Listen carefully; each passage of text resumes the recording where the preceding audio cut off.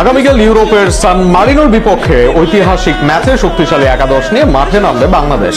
একাদশে মিডফিল্ডে শক্তি বাড়িয়ে মাঠে নামতে পারে নতুন কোচ। সেক্ষেত্রে সমিত হামজাদের সাথে থাকবেন জামাল কাজিমও।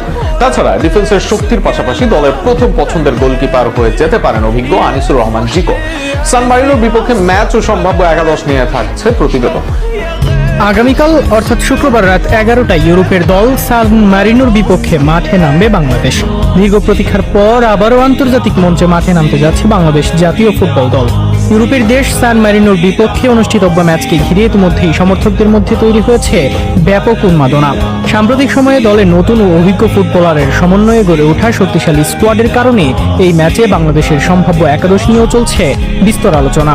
সম্ভাব্য একাদশ অনুযায়ী গোলবারের নিচে দেখা যেতে পারে অভিজ্ঞ গোলরক্ষক আনিসুর রহমান জিকুকে।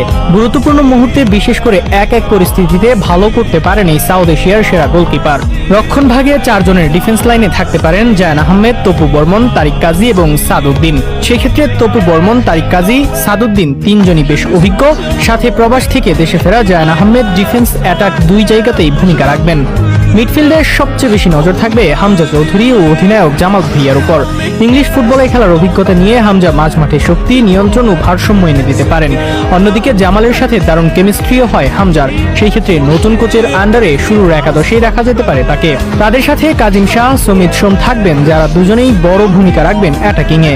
বিশেষ করে সমিত সোমকে বেশ বড় দায়িত্ব